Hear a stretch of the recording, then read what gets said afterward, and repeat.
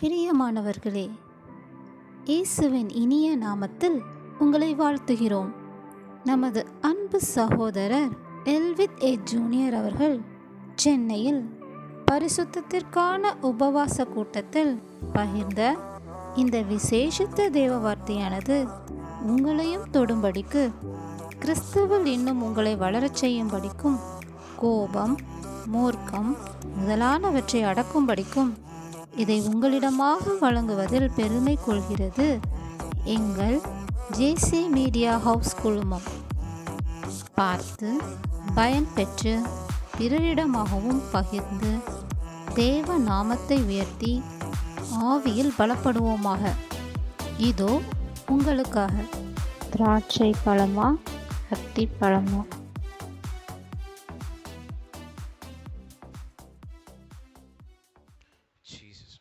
நம்ம எல்லாரும் அப்படியே முழங்கால் படியிடலாமா? முழங்கால் படியிட்டு கிறிஸ்துவின் சிந்தை எவ்வாறு பவுலுக்குள்ளாக இருந்ததோ, ஆண்டவரே அந்த சிந்தை எனக்குள்ளாகவும் கடந்து வர வேண்டும். ஆண்டவரே, நம்ம எல்லாரும் வாய்களை திறந்து ஆண்டவரை பார்த்து நம்ம கேட்க போறோம்.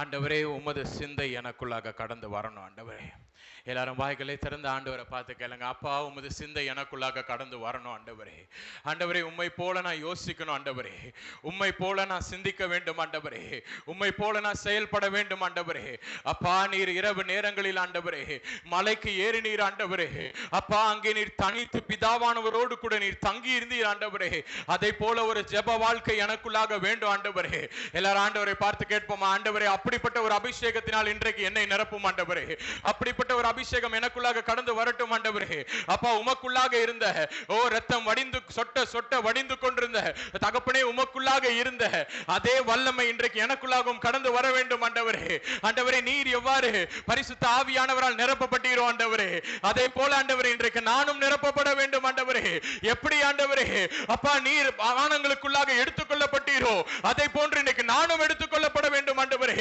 அப்பா, உம்மை போல என்னை மாற்றும். ஆண்டவரே, உம்மை போல என் கிரியைகள் இருக்கட்டும். ஆண்டவரே, என் வார்த்தைகள் இருக்கட்டும். ஆண்டவரே, என் யோசனைகள் இருக்கட்டும். ஆண்டவரே, என் எண்ணமானது காணப்படட்டும். ஆண்டவரே, அப்பா, எனது முழு சரீரமும் ஆண்டவரே கிறிஸ்துவை பிரதிபலிக்கும் ஒரு சரீரமாக மாற்றப்படட்டும். ஆண்டவரே, இனி நான் அல்ல, கிறிஸ்துவே என்னில் பிழைத்திருக்கிறார் என்று சொல்லி அப்பா, உமது தாசனாகிய பவுல் சொன்னது போல ஆண்டவரே, இங்கு இருக்கிற நாங்கள் யாவரும் ஆண்டவரே, அப்பா, என்னை பார்த்து கொண்டிருக்கிற யாவரும் ஆண்டவரே, அப்படி சொல்லக்கூடிய தக்க வண்ணமான அப்பா உமது சாயல் எங்கள் மீது வீசட்டும். ஆண்டவரே, அப்பா, ஆதி நாட்களில் ஆண்டவரே மோசேயை காண ஜனங்கள் பயந்தார்கள். ஆண்டவரே, ஏனென்றால் மோசேயின் மீது அப்பா உமது சாயல் காணப்பட்டது. ஆண்டவரே, ஆபிரகாமை காண பயந்தார்கள். ஆண்டவரே, ஆதாமை பார்க்க நடுங்கினார்கள். ஆண்டவரே, அப்பா, சிவந்த மேனியாகிய உமது மகிமை அவர்களுக்குள்ளாக காணப்பட்டது. ஆண்டவரே, அந்த மகிமை இன்றைக்கு எனக்குள்ளாக வரட்டும். ஆண்டவரே, எல்லாரும் வாய்களை திறந்து கேட்பீங்களா?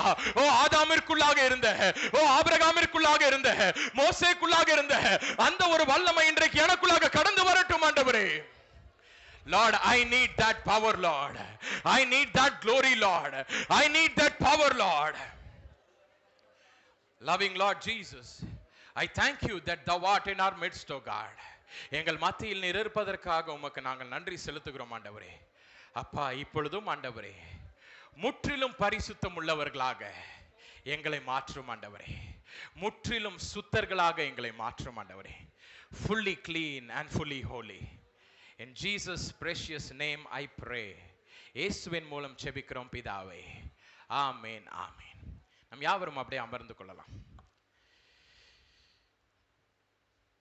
கொலோசியருக்கு எழுதின நிருபம் 3வது அதிகாரம் 8ஆம் வசனத்தை யாராவது வாசிக்க கேட்போம்.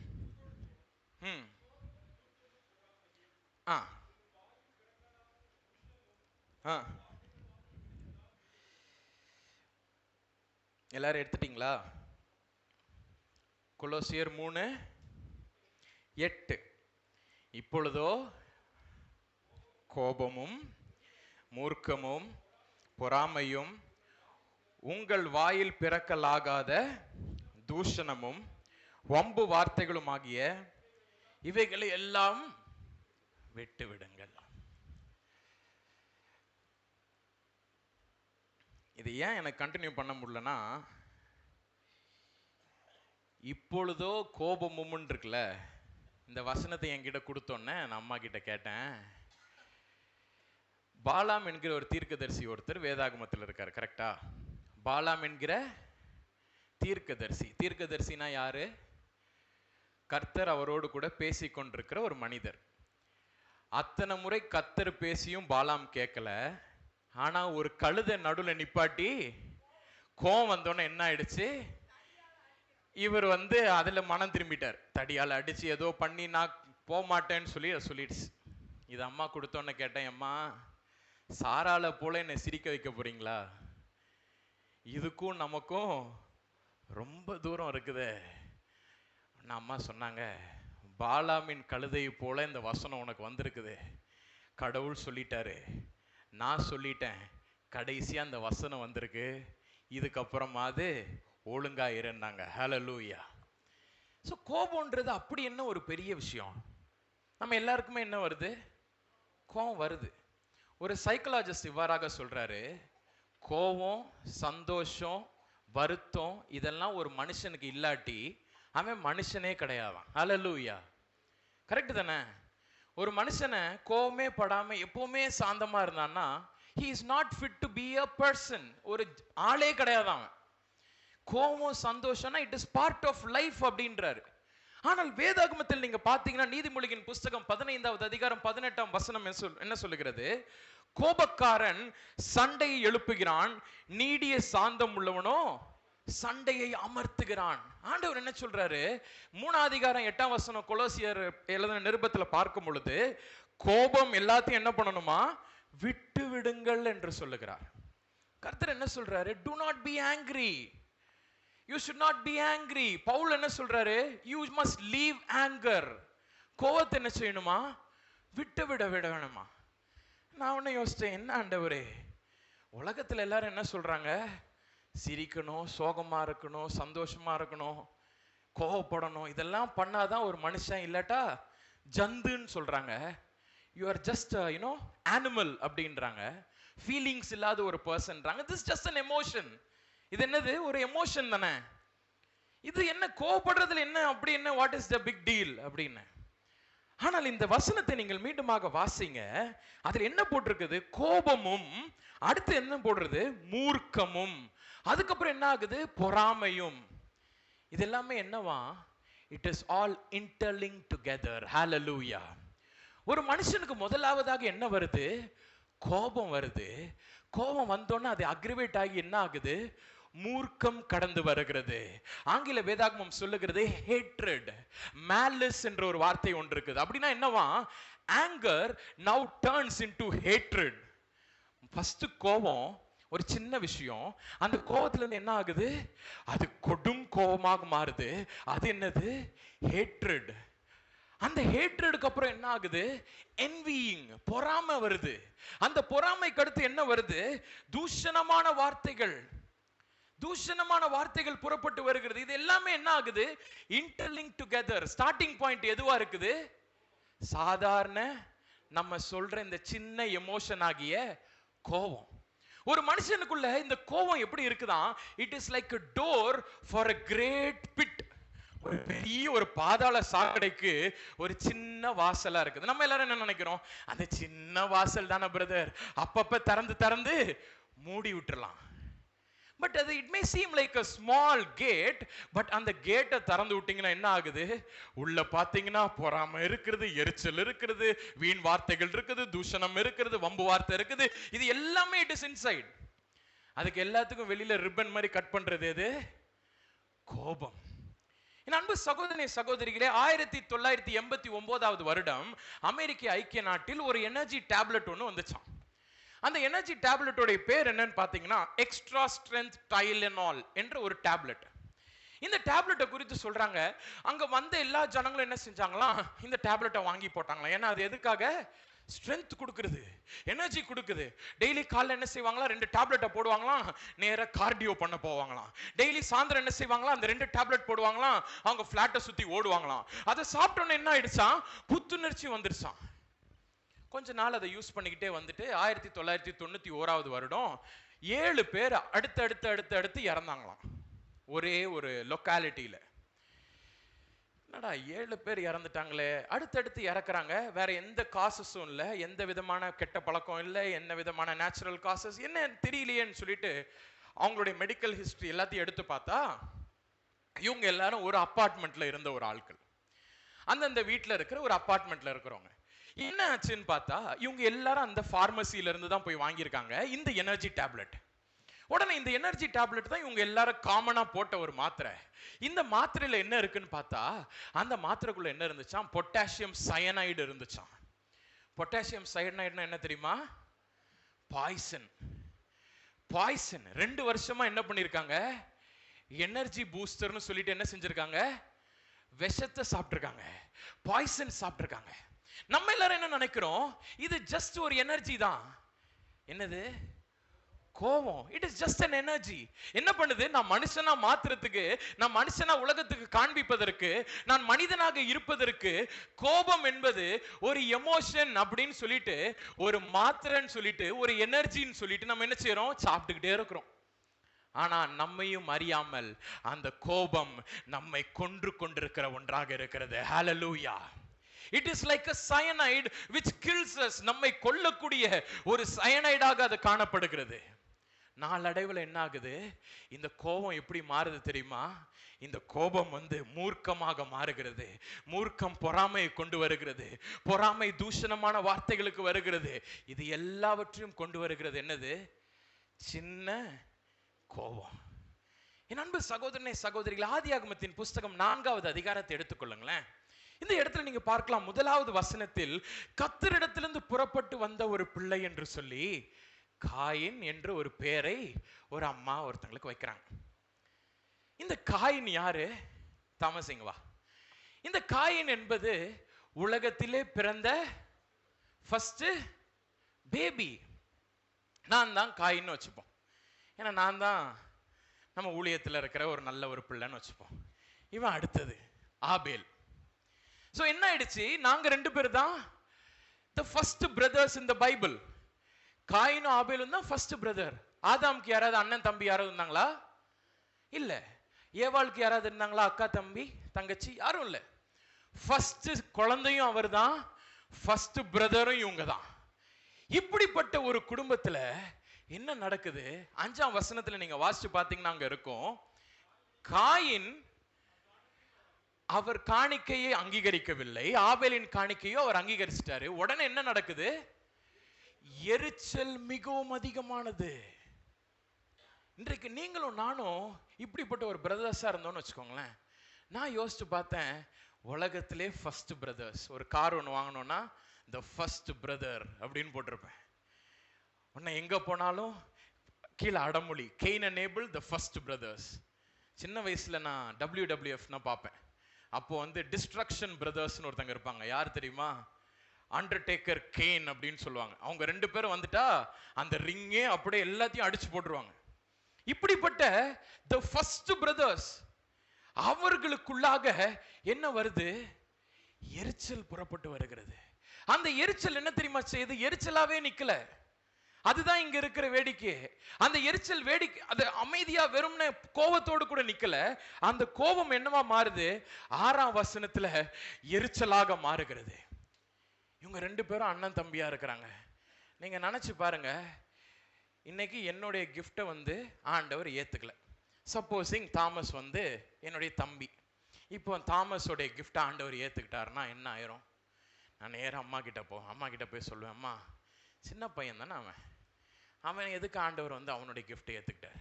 இப்போ ஒருவேளை அப்பாவுக்கு நான் ஒரு கிஃப்ட் ஒன்று வாங்கி தரேன், என் கிஃப்ட் பிடிக்கல அப்பாவுக்கு. உடனே அப்பா என்ன செஞ்சுட்டாங்க, தாமஸோடைய கிஃப்ட் அப்பாவுக்கு ரொம்ப பிடிச்சிருச்சு. உடனே நான் என்ன சொல்லுவேன், என் கிஃப்ட் என்ன இடத்துல குறைஞ்சிருச்சு, என்னுடைய அன்பு எந்த விதத்துல கம்மியாயிருச்சு. அப்ப தாமஸ் வீட்டில் இருப்பானா? நான் சண்டை போடும்போது இருக்க மாட்டான். நான் என்ன பண்ணுவேன், தாமஸை பத்தி வீட்டில் போய் சொல்லுவேன், எப்படிப்பா எடுத்தீங்க, எப்படிமா அவன் மேல இருக்க அன்பு வந்துச்சு, ஆண்டவர் எப்படி, நான் தானே முதல்ல வந்தேன், என் மேலதான் அன்பு இருந்திருக்கணும். What happens? Anger slowly turns into hatred. அவன் வீட்டுக்கு வந்தா நான் என்ன பண்ணிடுவேன், வீட்டை விட்டு வெளில போயிடுவேன். அவன் மூஞ்ச நான் ஏன்டா பார்க்கணும், ஆண்டவரே வந்து பார்த்துக்கிட்டோம். ஆண்டவர் தானே gift வாங்கினாரு, அவரே வந்து பார்க்கட்டும். எப்ப நீங்க தானப்பா வாங்குனீங்க, நீங்களே போய் பாருங்கப்பா. அவன் சாப்பிட்டானா, அவன் சாப்பிட்ட வீட்டில் நான் சாப்பிட மாட்டேன். What happens? அக்ரிவேட் ஆகுது, எரிச்சல் வருகிறது, கோபம் இன்னும் அதிகமாகி கொண்டே இருக்குது. இதோட கூட என்ன ஆகுது, கொஞ்ச நேரத்துல அவன் ஒரு நல்லதா திடீர்னு அடுத்த நாளைக்கு என்ன பண்ணிடுவான், அவனுக்கு பர்த்டே வந்துடும். நம்ம நேரம் தான் பாருங்க, நம்ம gift வாங்கி ஆண்டவர் கொடுத்து ஆண்டவர் அக்செப்ட் பண்ணாத அடுத்த நாள் அவனுக்கு பர்த்டே வந்துருது. உடனே ஆண்டவர் என்ன செஞ்சிருவாரு, அம்மா கிட்ட ஒரு நல்ல ட்ரெஸ் பிள்ளைக்கு வாங்கி கொடுப்பா. என் கிஃப்ட் வாங்க தெரியாத ஆண்டவர் இவனுக்கு நல்ல gift வாங்கி கொடுக்க சொல்றாரா, நல்ல ட்ரெஸ் போட சொல்றாரா? பொறாமை உள்ளே கடந்து வருகிறது. இந்த பொறாமை மட்டும் இல்லாம என்ன ஆயிடுது, இவனை பத்தி வெளியில போய் சொல்றது. எங்க அம்மா இருக்காங்களே, எங்க அப்பா இவனை மட்டும் தான் அனுபவிச்சுட்டு இருக்காங்க, இவன் மேல மட்டும்தான் ஆண்டவருக்கு பிரியமா. வாட் ஐ அம் டூயிங், தூஷணமான வார்த்தைகள். இது எல்லாத்துக்கும் என்ன முதல் காரணம் தெரியுமா? 5ஆம் வசனம் தான். ஆதியாகமம் 4வது அதிகாரம் 5வது வசனம். எரிச்சல் அடைந்தான். ஹல்லேலூயா. ஒரே ஒரு விஷயம் தான், just a small thing, it paves way for a bigger problem. இப்படி இருக்கிற நாங்க கொஞ்ச நாள் என்ன ஆயிடுறோம், அவன் தூரமா போயிடுறான், நான் தூரமா போயிடுறேன், நடுவில் என்ன ஆயிடுது, கேப் விழுந்துருது. அவன் எவ்வளவுதான் என்ன ரீச் அவுட் பண்ண ட்ரை பண்ணாலும் நான் என்ன செய்யறேன், நான் ஒதுங்கி ஒதுங்கி போயிடுறேன். Why? Because there is anger inside me. எனக்குள்ளாக என்ன காணப்படுகிறது, காயினுக்குள்ளாக எரிச்சல் காணப்பட்டது. ஒரு சின்ன ஒரு கோபம் தான், ஒரு சின்ன ஒரு எரிச்சல் தான் இன்வேரியபிளி அது என்ன பண்ணுது, இவ்வளவு பெரிய ஒரு கிணறாகிய ஒரு பாழும் கிணற்றுக்கு வழிவகுத்து கொடுத்து கொண்டிருக்கிறது. ஹல்லேலூயா. ஆரம்பத்தில் ஆரம்பிக்கும் போது எல்லாரும் என்ன பார்த்து சிரிச்சிங்க. என்ன சொன்னீங்க, கோவத்தை பத்தி என்ன தம்பி எடுக்க போறான். இதை தியானிக்கும் பொழுது நானுமே யோசித்தேன், கோவம்ன்றது இவ்வளோண்டு விஷயம் தானே, சும்மா ஒரு டைம் இப்படி ஆகுறோம், அப்படியே இறங்கிடுறோம். டாக்டர்ஸ்னா நீங்க பார்த்தீங்கன்னா சொல்லுவாங்க, பிபி எடுக்கும் போது என்ன ஆகுது, புஷ்ன்னு ஏறுது, ஏறினோடனே ஒரு 2 minutes வெளில வெயிட் பண்ணிட்டு வாங்க, எல்லாம் சரியாயிடும். அந்த மாதிரி தானே கோவம். It is just a small ஒரு அந்த கிராஃப்ல ஒரு சின்ன ஒரு ஏத்தம் தானே. ஒரு சின்ன ஏத்தம் வாழ்க்கையில எவ்வளவு பெரிய இறக்கத்தை கொடுக்குது பாத்தீங்களா. ஹல்லேலூயா. ஒரு சின்ன ஒரு ஏத்தம் தான் அது, ஒரு சின்ன ஒரு கோபம் தான். என்னுடைய ஆஃபரிங்க எதுக்கு ஆண்டவர் வாங்கல, இவ்வளவுதான். அது கொஞ்சம் கொஞ்சமா மூவ் ஆனாய் 8ஆம் வசனத்துல நீங்க வாசிக்கலாம், ஆபேலுக்கு எதிராக இவன் எழுந்து அவனை கொன்று போடுகிறான். ஹல்லேலூயா. ஒரு சின்ன கோபம் என்ன ஆயிடுது, கடைசில கொலை பண்ணிடுற அளவுக்கு போயிடுது. It may seem just small emotion, ஒரு சின்ன ஒரு ஃபீலிங், ஒரு எமோஷன் மாதிரி தான் இருக்குது. ஆனா முடிவு எப்படி ஆயிடுது, கொல்லப்படுகிறான். ஆண்டவரும் பாருங்களேன் சும்மா இல்ல. 12ஆம் வசனத்துல பாருங்க, இந்த ஃபர்ஸ்ட் பிரதர்ஸ், இவ்வளோ நெருங்கி இருக்கிற ஜனங்க, இப்படி நெருங்கி இருக்கிற சகோதரர்கள், அப்பா தான் சாபம் வாங்கினாரு, பிள்ளை சாபம் வாங்கக்கூடாதுன்னு வாழ்ந்து கொண்டிருந்த இந்த சகோதரர்களை 12ஆம் வசனத்துல ஆண்டவர் சபிக்கிறதை பார்க்கலாம். ஹல்லேலூயா. நீங்க நம்ம எல்லாரும் என்ன நினைப்போம், அப்பா அம்மார்னா என்ன சொல்லுவாங்க, நான் இந்த மாதிரி கஷ்டப்பட்டேன், நீ என்ன பண்ணக்கூடாது, கஷ்டப்படக்கூடாது. ஆதாம் சொல்லி வளர்த்திருப்பாரு, நான் சாபம் வாங்கிட்டேன்ப்பா, நீங்க என்ன பண்ணணும், சாபம் வாங்காம ஆண்டவர் கீழ்ப்படிஞ்சு நல்ல பிள்ளையா இருங்கடா. ஃபர்ஸ்ட் பிரதர்ஸ் என்ன ஆயிட்டாங்க, ஒரு சின்ன கோபம் வந்தனால அப்பா வாங்கின சாபத்தையே திருப்பி கண்டினியூ பண்றாங்க. ஹல்லேலூயா. My dear brothers and sisters, it may seem just a small emotion. Thanks sir. It may seem just a small emotion. ஒரு சின்ன எமோஷன் தான், ஒரு சின்ன ஒரு காரியம் தான், ஒரு சின்ன ஆங்கர் தான். It is not a big thing என்று நினைக்கலாம். ஒரு சின்ன ஒரு எமோஷன் தானே, இதனால என்ன ஆகுது. But what my Lord says, it will lead to something very disastrous. Very disastrous. அதுக்கு நாளைக்கு நீங்க எல்லாரும் கொலைகாரங்களா மாறிடுவீங்கன்னு கிடையாது. நமது ஆத்துமாவை கொலை செய்து கொண்டே இருக்கிறோம். ஹல்லேலூயா. எல்லாரும் போய் கொலை பண்ணல, நமது ஆத்துமா என்ன ஆயிட்டு இருக்குது, மரித்து கொண்டிருக்கிறது. கர்த்தருடைய சமூகத்தில் நமது ஆத்துமா கெட்டு போய் அழுகி கொண்டிருக்கிறது. ஒரு சின்ன கோபத்தினால் என்ன ஆகுது, அழுகி போயிட்டு இருக்குது. இதை குறித்து நான் இப்ப சொன்னோன்னு நீங்க எல்லாரும் என்ன நினைப்பீங்க, தம்பி என்னுடைய பழைய ரெக்கார்ட்ஸ் நான் எடுத்து பார்த்தேன்னா நான் எவ்வளோ பெரிய கோவக்காரன்னு உனக்கு தெரியுமா. நான் ரட்சிக்கப்பட்ட பிறகு கொஞ்சம் கொஞ்சமா கம்மி பண்ணிட்டேன். எத்தனை பேர் அப்படி சொல்றீங்க? கை வைத்துங்க பார்க்கலாம். சும்மா தூக்குங்க, ஒன்றும் அவங்களாம் சொல்லிட மாட்டேன். நானே அப்படிதான் சொல்லிட்டு அலையிறேன். நீங்க வேற. முன்னாடினா நான் ரொம்ப கோவப்படுவேன். இப்போ நான் அப்படி இல்லைம்மா அப்படின்னு. நான் எங்கள் அம்மா கிட்ட அடிக்கடி இப்படி தான் வாக்குவாதம் பண்ணுவேன். No no no, I am not like that. முன்னாடினா நான் எவ்வளோ கோவமாக இருந்தேன், இப்போ நான் அப்படி இருக்கேனா? அப்படி சொன்னோன்னு வச்சுக்கோங்களேன், அதுக்கு ஒரு வசனம் ஒன்று இருக்குது. லூக்கா எழுதின சுவிசேஷம் 6ஆம் அதிகாரம் 44வது வசனத்தை எடுத்துக்கிடுங்க. அண்ணா வாசிங்கண்ணே.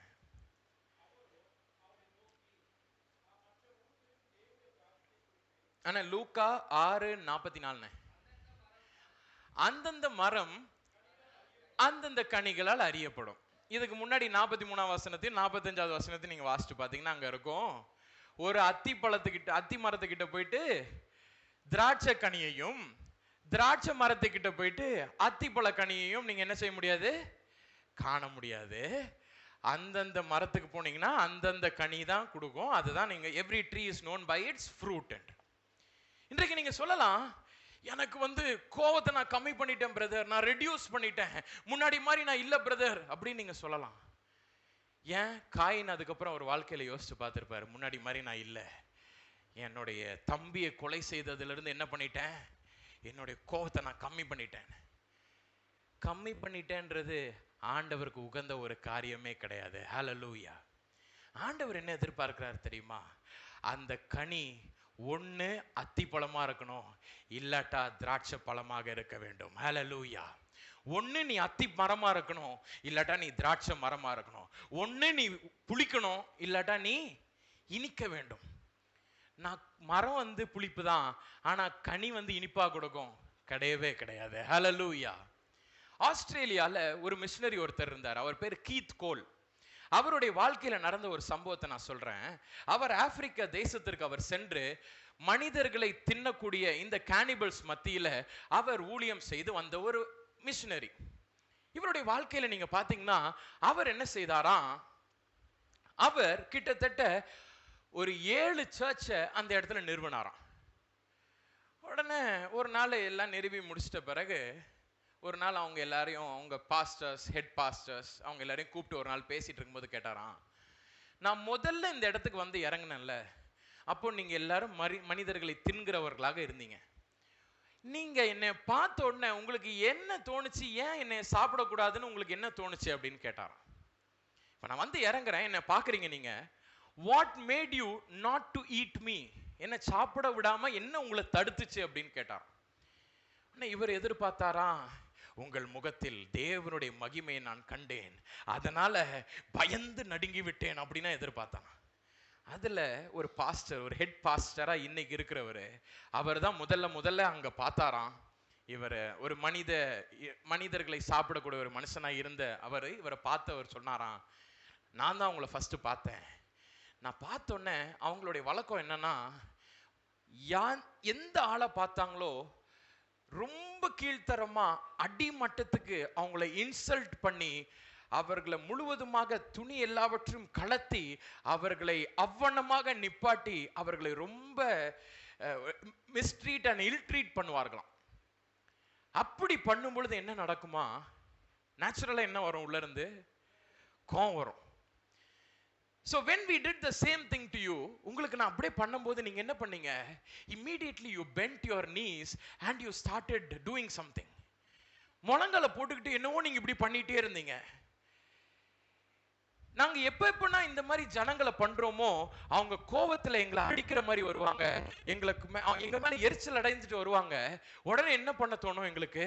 ரொம்ப கோவமா நீங்க வந்தீங்கன்னா நாங்க எங்களுடைய தலைவருக்கு அதை சாப்பாடா கொடுத்துருவோம். இல்ல விட்டால் கொஞ்சம் சண்டை போட்டீங்கன்னா எங்க வீட்டுல இருக்க மனைவிமார்களுக்குனா சாப்பாடா கொடுத்துருவோம். ஆனா நீங்க என்ன செஞ்சீங்க? அதை விட வித்தியாசமா ஒண்ணு செஞ்சீங்க. நீங்க முழங்கால் போட்டு இப்படி ஏதோ பண்ணீங்களா? It attracted me towards you. Hallelujah. அது என்ன செஞ்சுச்சு? என்ன அட்ராக்ட் பண்ணிடுச்சு. உடனே இவர் ஒண்ணு சொன்னாரா, இன்ட்ரெஸ்டிங். அதனால என்ன பண்ணீங்க? அதனால நாங்க எல்லாரும் ஒரு மீட்டிங் ஒன்று போட்டோம்.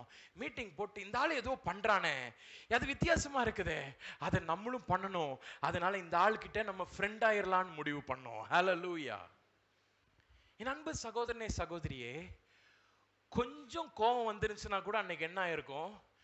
7 சர்ச் வந்திருக்காது. ஒரு கூட்ட மனிதர்களை தின்னக்கூடிய கேனிபல்ஸ் எல்லாம் பாஸ்டர்ஸ் ஆயிருக்க மாட்டாங்க.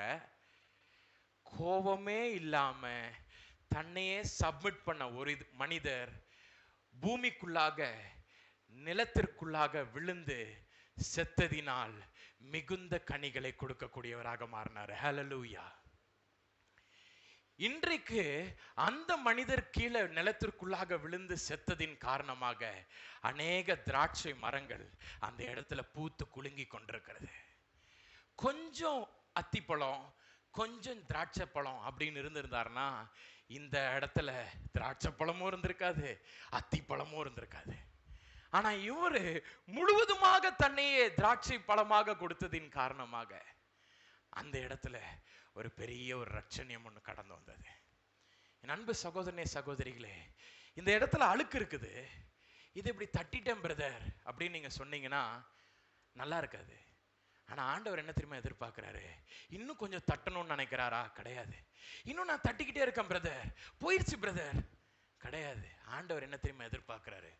முழுவதுமா இதை கலற்றி, இதை அப்படியே முழுவதுமாக எடுத்து முழுவதுமாக கலற்றி தூர வச்சுட்டு நீங்கள் இருக்கும் பொழுது அங்கே கர்த்தர் சொல்லுகிறார், திராட்சை பழம் அங்கே கடந்து வரும் என்று. ஹல்லேலூயா. கோபம் கொஞ்சம் கொஞ்சம் இருக்கு பிரதர், முன்னாடிக்கு கொஞ்சம் பரவாயில்ல, கிடையாது, இருக்கவே கூடாது. என் அன்பு சகோதரனே சகோதரிகளே, இந்த கோபத்தினால் வருகிற அந்த நன்மைகள் என்ன? ஒண்ணுமே இல்லை. இந்த இடத்துல நீங்க வாசிக்கலாம், எபிரேயருக்கு எழுதின நிருபம் 4வது அதிகாரம் 29வது வசனத்தில் நீங்கள் வாசிக்கும் பொழுது அங்கே பார்க்கலாம், வாயின் வார்த்தைகள் எப்படி ஆகிறதா? கெட்ட வார்த்தை ஒன்றும் உங்கள் வாயிலிருந்து புறப்பட வேண்டாம், பக்தி விருத்திக்கு ஏதுவான நல்ல வார்த்தை உண்டானால் அதையே கேட்கிறவனுக்கு பிரயோஜனமாய் உண்டாகும்படி இருக்கும்படிக்கு பேசுங்கள். இந்த கொஞ்சம் கொஞ்சம் கோவம் நமக்குள்ள இருந்துச்சுன்னா என்ன ஆயிடுது? வாயிலிருந்து புறப்படுகிற வார்த்தை அத்திப்பழமாக இருக்கிறது. அந்த வாயிலிருந்து அத்திப்பழம் வராம திராட்சை பழமாக வர வேண்டும் என்றால் திராட்சை மரமாக நாம் இருக்க வேண்டும். நம்ம எல்லாரும் என்ன நினைக்கிறோம்? நான் திராட்சை மரம் தான், அப்பப்ப என்ன பண்ணிடுவேன்? அத்திப்பழத்தை லைட்டா கொடுத்துருவேன். லூக்கா 6ஆம் அதிகாரம் 44ஆம் வசனம். Every tree is known by its fruit. My dear brothers and sisters, இன்றைக்கு ஆண்டவர் எதிர்பார்க்கிறார், நாம் திராட்சை தோட்டமாக, திராட்சை மரமாக, நமது ஊழியம் திராட்சை தோட்டமாக, திராட்சை கொடியாக, திராட்சை பழத்தை கொடுக்கக்கூடிய ஒரு வம்சமாக நாம் மாற வேண்டும் என்று. ஹல்லேலூயா. என் அன்பு சகோதரர்களே சகோதரிகளே, இதற்காக தான் என்ன செய்வாங்களாம்? யூத கலாச்சாரத்தில் ஒருவன் புறஜாதியிலிருந்து யூதனாக மாற வேண்டும் என்றால் என்ன செய்வாங்களாம்? மாமா சொல்லி கொடுத்துருக்குறாங்க. என்ன செய்வாங்களாம்? இன்னைக்கு நான் யூதனாக மாற வேண்டும் என்றால் நான் நேர ஆசாரியனிடம் வர வேண்டுமா? ஆசாரியன் என்ன செய்வாராம்? அந்த எல்லைகள், ஊர் எல்லைக்கு, நகர எல்லைகளுக்கு வெளியே கொண்டு சென்று ஒரு பெரிய குழியை தோண்டுவாராம். நான் ஒரு 6 அடி இருக்கேன்னா ஒரு 7 அடிக்கு ஒரு குழியை தோண்டுவாராம். அந்த குழியை தோண்டி என்னை உள்ள நிப்பாட்டி வச்சிருவாங்களாம்.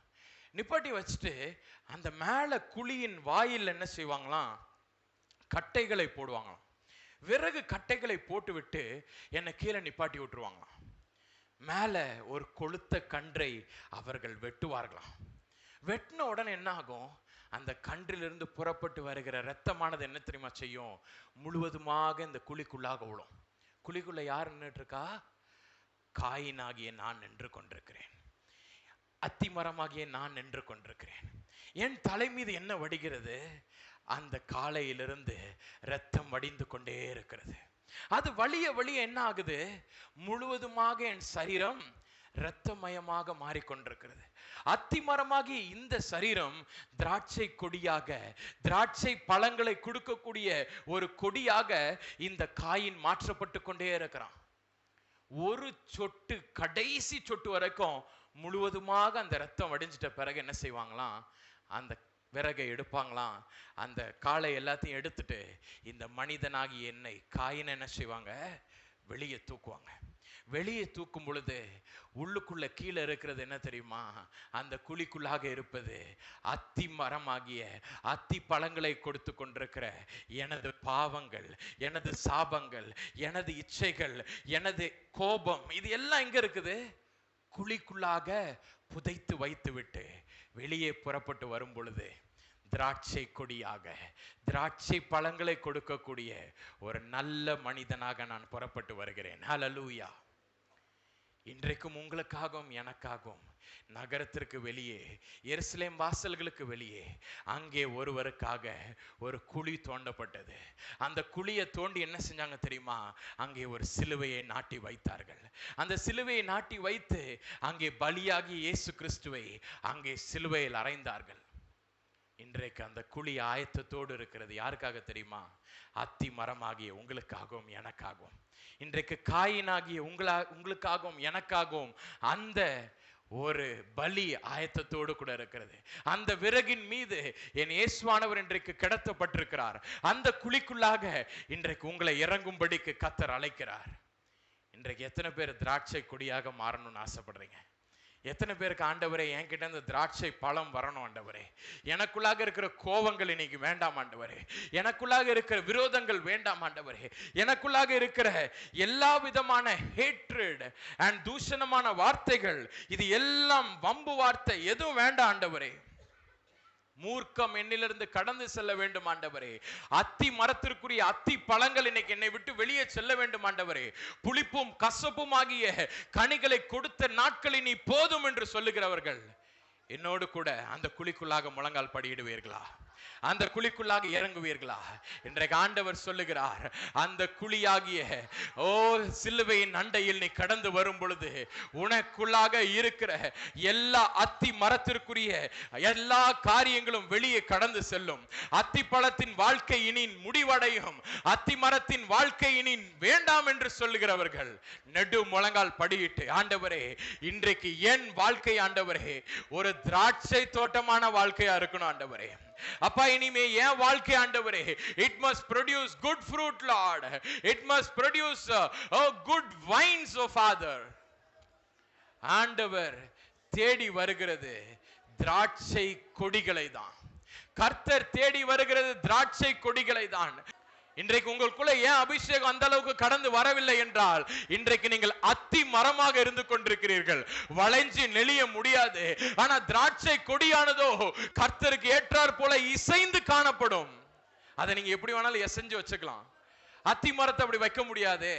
அத்தி மரத்திற்குள்ளாக கோபம் இருக்கிறது, மூர்க்கம் காணப்படுகிறது, அதற்குள்ளாக தூஷணமான வார்த்தைகள் இருக்கிறது, அதற்குள்ளாக பொறாமை காணப்படுகிறது, அதற்குள்ளாக இச்சை இருக்கிறது, அதற்குள்ளாக பொய் இருக்கிறது, அதற்குள்ளாக வம்பு வார்த்தைகள் இருக்கிறது, அதற்குள்ளாக பாவம் சாபம் யாவும் காணப்படுகிறது. அத்தி மரத்தை கொண்டு அபிஷேகத்திற்கு கர்த்தர் பயன்படுத்தவே முடியாது. கடைசி கால ஊழியத்திற்கு அத்தி மரம் அவசியம் இல்லையே.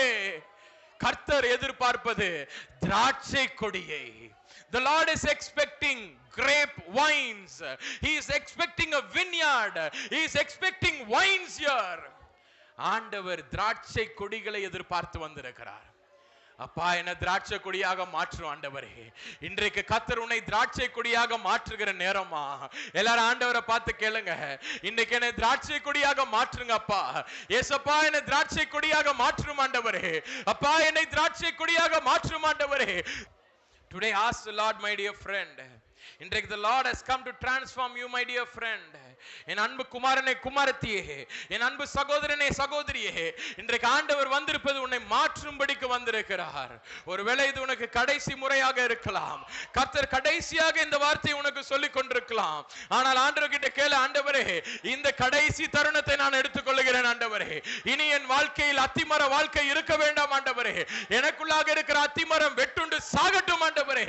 இனி எனக்குள்ளாக ஆண்டவரே திராட்சை தோட்டம் உருவாகட்டும் ஆண்டவரே. யாவரும் வாய்களை திறந்து அந்நிய பாஷையில் ஆண்டவரை பார்த்து கேளுங்க, லார்ட் திராட்சை தோட்டம் எனக்கு வேணும்பா ஆண்டவரே. என் சரீரத்தை திராட்சை தோட்டமாக மாற்றும் ஆண்டவரே. என் இருதயமானது நீர் வந்து உலா வரும் திராட்சை தோட்டமாக மாற்றப்படட்டும் ஆண்டவரே. எனக்குள்ளாக இருந்த ஆண்டவரே இனிமை கடந்து வரட்டும் ஆண்டவரே. பொறுமை கடந்து வரட்டும் ஆண்டவரே. நேசம் கடந்து வரட்டும் ஆண்டவரே. பாசம் கடந்து வரட்டும் ஆண்டவரே. உம் மீது பற்று கடந்து வரட்டும் ஆண்டவரே. உம்மீது அன்பு கடந்து வரட்டும் ஆண்டவரே. உம்முடைய வல்லமை புறப்பட்டு வரட்டும் ஆண்டவரே. அப்பா, உம்மிடம் இருக்கிற அபிஷேகம் எனக்குள்ளாக இருந்து கடந்து வரட்டும் ஆண்டவரே. ஓ, அத்திமர வாழ்க்கை வேண்டாம் ஆண்டவரே. Let me not be a fig tree, Lord. சபிக்கப்பட்ட ஒரு அத்திமரமாக இனி நான் இருக்க வேண்டாம் ஆண்டவரே. இனி உலகம் என்னை பார்க்கும் பொழுது, ஓ, இயேசுவானவர் சபிச்ச அத்திமரம் இது என்று சொல்லக்கூடாது ஆண்டவரே. ஓ, கர்த்தர் உலா வருகிற ஒரு திராட்சை தோட்டம் இது, ஒரு திராட்சை கொடி இவள். ஒரு திராட்சை பழத்தை இந்த இடத்துக்கு போனா திராட்சை பழத்தை நம்ம வாங்கி புசிக்கலாம். ஓ, இனிமையான வார்த்தைகள், இனிமையான கனிகள் புறப்பட்டு வருகிற திராட்சை கொடி இது என்று ஜனங்கள் சொல்லும்படி இன்றைக்கு என்ன மாற்று ஆண்டவரே. யாரும் கேளுங்க ஆண்டவர்கிட்ட, ஆண்டவர்கிட்ட கேளுங்க. இன்றைக்கு திராட்சை தோட்டத்தை அவர் பார்க்கும்படிக்கு என் கர்த்தர் வந்திருக்கிறார். என் கர்த்தர் புறப்பட்டு வந்திருக்கிறார். என் கர்த்தர் புறப்பட்டு வந்திருக்கிறார். என் அன்பு சகோதரனே, சகோதரிகளே, கடைசி கால ஊழியத்தை நீ செய்ய வேண்டும் என்றால், கடைசி கால ஊழியத்தை நீ செய்ய வேண்டும் என்றால், நீ திராட்சை கொடியாக இருக்க வேண்டும். நீ திராட்சை கொடியாக இருக்கணுமா? நீ மற்றவர்களுக்கு ஒரு திராட்சை கொடியாக நீ இருக்க வேண்டும். மற்றவர்களுக்கு நீ திராட்சை கொடியாக, உன் வாழ்க்கை ஒரு திராட்சை தோட்டமாக இருக்க வேண்டும். வேதாகமத்தில் நீங்க பார்க்கலாம், நாசரேத்து முழுவதும், இன்று வரைக்கும் நீங்க போய் பாருங்க, நாசரேத்து முழுவதும் இயேசுவானவர் உலா வந்த, அவர் தங்கி இருந்த, அவர் வீட்டில் தங்கி இருந்த அதே நாசரேத் பட்டணத்துல பாத்தீங்கன்னா எல்லா இடமும் என்ன தெரியுமா இருக்கும்? திராட்சை தோட்டங்களாக தான் இருக்கும். எல்லா இடமும் திராட்சை தோட்டங்கள் தான். வாயிலிருந்து புறப்பட்டு வருகிற எல்லா வார்த்தைகளும் ஜனங்களை உயிர்ப்பிக்கும் வார்த்தைகளாக தான் இருந்துச்சு. கிரேக்கர்கள் ஓடி வந்தார்கள், எல்லா ஜென்டைல்ஸ், எல்லா தேசத்திலிருந்து புறப்பட்டு வந்தார்கள். எதற்கு தெரியுமா? அவர் வாயிலிருந்து பக்தி விருத்திக்குண்டான வார்த்தைகள் வந்துச்சு. அவர் வாயிலிருந்து திராட்சை கனிகள் புறப்பட்டு வந்தது. அவர் இருந்த இடம் திராட்சை தோட்டமாக இருந்தது. அவர் ஒரு திராட்சை கொலையாக இருந்தார். அவரோடு கூட இருந்த 12 பேரும் திராட்சை கொடிகளாக இருந்தனர். இன்று வரைக்கும் பாத்தீங்கன்னா நாசரேத்துல திராட்சை செடிகள், திராட்சை கொடிகள், வின்யர்ட்ஸ் இதுதான் நிறைய இருக்குது. இன்றைக்கு நம்ம இருக்கிற இடம் அத்திமரம் சூழ்ந்து காணப்படுகிறதா? நமது குடும்பம் அத்திமர குடும்பமா இருக்குதா? இன்றைக்கு சற்று நம்மை நாமே ஆராய்ந்து பார்ப்போம். இன்றைக்கு ஆண்டவரே, என் வாயிலிருந்து புறப்பட்டு வருகிற வார்த்தைகள் பக்திக்கு எதுவான வார்த்தைகளா இருக்கணும். திராட்சை தோட்டத்திற்கு திராட்சை தோட்டம் கொடுக்கிற கனியா இருக்கணும் ஆண்டவரே. அவரும் வாய்களை திறந்து ஆண்டவரை பார்த்து கேட்போமா? ஆவியானவர் நமக்கு தந்திருந்த வார்த்தையின்படி நமக்கு பக்தி விருத்தி அடையும்படிக்கு, நமது கனிகள் இன்றைக்கு திராட்சை கனிகளாக மாறும்படிக்கு யாவரும் வாய்களை திறந்து ஆண்டவரை நோக்கி நாம் ஜெபிக்க ஆரம்பிக்கலாமா? வாய்களை திறந்து அந்நிய பாஷைகளில், ஆண்டவரே இன்றைக்கு என்ன சுத்திகரியும் ஆண்டவரே, இன்றைக்கு என்னை சுத்திகரியும் ஆண்டவரே. அத்திமரமாகி இருக்கிற நான் இன்றைக்கு திராட்சை கொடியாக மாறும்படிக்கு, yes my Lord, yes my Lord. கோபத்தினால் தனது ஊழியத்தையும் தனது வாழ்க்கையும் தனது எதிர்காலத்தையும் இழந்த ஒரு காயினை குறித்து பார்த்தோம். என் அன்பு சகோதரனே, சகோதரியே, ஆண்டவர் சொல்லுகிறார், நீ காயினாக இருக்க அழைக்கப்படவில்லை, அத்திமரமாக இருக்க நீ அழைக்கப்படவில்லை. உன் ஊழியமும் உன் எதிர்காலமும் வீணாக செல்ல வேண்டும் என்றால் நீ அத்திமரமாக இருக்க வேண்டும். ஆனால் கர்த்தர் எதிர்பார்ப்பது நீ திராட்சை தோட்டமாக இருக்க வேண்டும் என்று. இன்றைக்கு அன்பு குமாரத்தியே, உனக்கு அத்திமரம் வேணுமா? திராட்சை கொடி வேண்டுமா? திராட்சை கொடி வேண்டுமா? திராட்சை பழங்கள் வேண்டுமா? இல்லைன்னா அத்தி பழங்கள் வேண்டுமா? இன்றைக்கு ஆண்டவரை பார்த்து சொல்ல, ஆண்டவரே ஒரு திராட்சை தோட்டமாக என்னை மாற்றும் ஆண்டவரே. 2 கரங்களையும் ஆண்டவருக்கு நேராக உயர்த்தி கண்களை மூடி ஆண்டவரை பார்த்து கேளு, ஆண்டவரே நான் ஒரு திராட்சை கொடியாக மாற்றப்படணும் ஆண்டவரே, நான் ஒரு திராட்சை தோட்டமாக மாற்றப்படணும் ஆண்டவரே. எனக்குள்ளாக இருந்து புறப்பட்டு வரும் கனிகள் திராட்சை கனிகளாக இருக்கணும் ஆண்டவரே. Oh, like grape fruits, Lord. My voice, my words, my deeds, my actions, my life, it must be that which is pertaining to a vineyard, Lord. திராட்சை தோட்டமாக நான் இருக்கணும் ஆண்டவரே. எங்கள் அன்பின் பரலோக பிதாவே, அப்பா, அன்பு பிள்ளைகள் தங்கள் கரங்களை உயர்த்தி இருக்கிறார்கள் ஆண்டவரே. அதை நீர் கண்டு கொண்டிருப்பதற்காக உமக்கு நான் நன்றி செலுத்துகிறேன் ஆண்டவரே. அப்பா, என்னை லைவில் பார்த்து கொண்டிருக்கிற ஒவ்வொரு பிள்ளைகளும் ஆண்டவரே, அவர்களும் தங்கள் இல்லங்களில் ஆண்டவரே, அப்பா நானும் திராட்சை தோட்டமாக மாற வேண்டும் அப்பா, நானும் ஒரு திராட்சை கொடியாக மாற வேண்டும் என்று சொல்லி ஏக்கத்தோடு கூட அப்பா உமது உங்க சமூகத்திற்கு முன்பதாக தங்களது கரங்களை உயர்த்தி இருப்பதை கண்ணோக்கி பார்ப்பீராக ஆண்டவரே. இனி இவர்கள் வாழ்க்கையில் சாபமான அத்திமரம் வேண்டாம் ஆண்டவரே, சாபமான அத்திப்பழம் வேண்டாம் ஆண்டவரே, சாபமாக இருக்கிற அத்திமர வாழ்க்கை இனி வேண்டாம் ஆண்டவரே. Let them all be transformed into vineyards, Lord. திராட்சை தோட்டங்களாக அப்பா உமது சுவாசத்தையும் உமது வாசனையும் உமது டேஸ்டையும் கொடுக்கிற, உமது ருசியும் கொடுக்கிற அப்பா உம்மை போன்று மாற்றப்பட்ட ஒரு பிள்ளைகளாக இந்த பிள்ளைகள் மாற்றப்படட்டும் ஆண்டவரே. இப்பொழுது அவர்கள் முழங்கால் படியிட்டு இருக்கும் இந்த குழியானது ஆண்டவரே, அவர்களது எல்லா அத்திமர எல்லா குணாதிசயங்களும் அது உறிந்து கொண்டு ஆண்டவரே, அவர்களது yes my father, let thy blood transform them, Lord. உமது இரத்தமானது ஒவ்வொரு உச்சம் தலை மீது உள்ளம் கால் வரை ஆண்டவரே அது தெளிக்கப்படட்டும் ஆண்டவரே. அது தெளிக்கப்பட்டு ஆண்டவரே அவர்கள் வெளியே புறப்பட்டு செல்லும் பொழுது ஆண்டவரே திராட்சை தோட்டமாக திராட்சை கனிகளை கொடுக்கும் பிள்ளைகளாக அவர்கள் புறப்பட்டு வரட்டும் ஆண்டவரே. அப்பா கடைசி கால ஊழியத்திலும் நீர் எதிர்பார்ப்பது திராட்சை தோட்டங்களை தானே அப்பா, நீர் எதிர்பார்ப்பது திராட்சை கொடிகளை அல்லவா ஆண்டவரே. அப்பா அவர்கள் வாயிலிருந்து திராட்சை பழங்கள் புறப்பட்டு வரட்டும் ஆண்டவரே, பக்தி விருத்திக்குண்டான வார்த்தைகளே வரட்டும் ஆண்டவரே, அன்பின் வார்த்தைகள் உமது வார்த்தைகள் இயேசுவின் வார்த்தைகள் புறப்பட்டு வரட்டும் ஆண்டவரே. அப்படியே நீர் செய்வதற்காக உமக்கு நான் நன்றி செலுத்துகிறேன் ஆண்டவரே. தகப்பனே இப்பொழுதும் ஆண்டவரே எங்களோடு கூட நீர் பேசினீர் ஆண்டவரே. அப்பா அத்திமரமாய் இருக்கிற எங்களை நீர் தாமே அப்பா திராட்சை தோட்டமாக மாற்றினமைக்காக உமக்கு நாங்கள் நன்றி செலுத்துகிறோம், தாழ்த்தி அர்ப்பணிக்கிறோம். அப்பா ஒவ்வொரு பிள்ளைகளும் நீர்தாமே ஆசீர்வதியும் ஆண்டவரே. திராட்சை கொடிகளாக உமது சிங்காசனத்தை வடிவமைக்கிற, அழகுபடுத்துகிற, நேர்த்தியாக மாற்றுகிற, அடோன் பண்ணுகிற vineyards ஆக, கிரேப் வைன்ஸ் ஆக lets these children be transformed, O Father. அப்படியே நீர் செய்தருளும் ஆண்டவரே. தாழ்த்தி அர்ப்பணிக்கிறோம். இயேசுவின் மூலம் ஜெபிக்கிறோம் எங்கள் ஜீவனுள்ள அன்பின் பிதாவே. ஆமென், ஆமென். பிரியமான தேவ ஜனமே, நமது அன்பு சகோதரர் எல்வித் ஏ ஜூனியர் அவர்கள் கொடுத்த தேவ செய்தியை உங்களிடமாக நாங்கள் ஒளிபரப்பி உள்ளோம். இந்த தேவனுடைய வார்த்தை உங்கள் ஒவ்வொருவருக்கும் பிரயோஜனமாக இருந்திருக்கும் என்பதில் எனக்கு எந்த சந்தேகமும் இல்லை. இந்த தேவனுடைய வார்த்தையை மற்றவர்களிடமாகவும் நீங்கள் பகிர்ந்து கொள்ளும்படி உங்களை நான் அன்போடு கூட கேட்டுக்கொள்கிறேன். உங்களுக்கு இருக்கும் ஜெப விண்ணப்பங்களை எங்களிடமாக தெரியப்படுத்த நாங்கள் வாஞ்சிக்கிறோம். திரையில் காணப்படுகிற தொலைபேசி எண்ணிற்கும் அலைபேசி எண்களுக்கும் நீங்கள் அழைத்து உங்கள் ஜெப விண்ணப்பங்களை சொல்லும் பொழுது உங்களுக்காக நாங்கள் ஜெபிக்க ஏதுவாக இருக்கும். 24 மணி நேரமும் உங்களுக்காக நாங்கள் ஜெபிக்க வாஞ்சிக்கிறோம். திரையில் காணப்படும் எண்ணை நீங்கள் தொடர்பு கொண்டால் தேவனுடைய வார்த்தையை உங்களுக்கு நேராக ஊழியர்கள் கொண்டு வருவார்கள். எங்களது இணையதள சேவைகள் யாவும் திரையில் காணப்படுகிறது. முகநூல், ட்விட்டர் மற்றும் இன்ஸ்டாகிராம் பக்கத்தையும் பின்தொடரவும். எங்களது யூடியூப் சேனலை நீங்கள் சப்ஸ்கிரைப் செய்யும் பொழுது இதில் பதிவிடப்படும் தேவனுடைய வார்த்தை உங்கள் வீடுகளுக்குள்ளாகவும் உங்கள் கைகளுக்குள்ளாகவும் புறப்பட்டு வரும். நமது ஊழியத்தின் உபவாச கூட்டங்களுக்கு உங்களை நாங்கள் அன்போடு கூட அழைக்கிறோம்.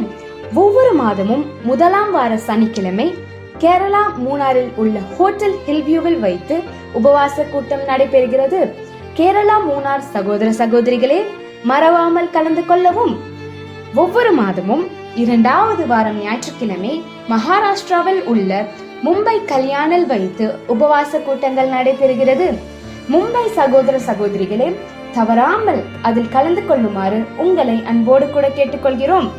ஒவ்வொரு மாதமும் 3வது சனிக்கிழமை திருநெல்வேலி தென்காசி மாவட்டத்தில் உள்ள ஹோட்டல் ஆனந்தா கிளாசிக்கில் வைத்து உபவாச கூட்டங்கள் நடைபெறுகிறது. திருநெல்வேலி தென்காசி மாவட்டத்தில் உள்ள உங்கள் யாவரையும் அன்போடு கூட கலந்து கொள்ளும்படி உங்களை அழைக்கிறோம். ஒவ்வொரு மாதமும் 4வது ஞாயிற்றுக்கிழமை சென்னையில் வைத்து YMCA பிராட்வே ஹைகோர்ட்டிற்கு எதிரே உபவாச கூட்டங்கள் நடைபெறுகிறது. சென்னையில் இருக்கும் அன்பு சகோதர சகோதரிகளை மறவாமல் பங்கேற்குமாறு உங்களை அழைக்கிறோம்.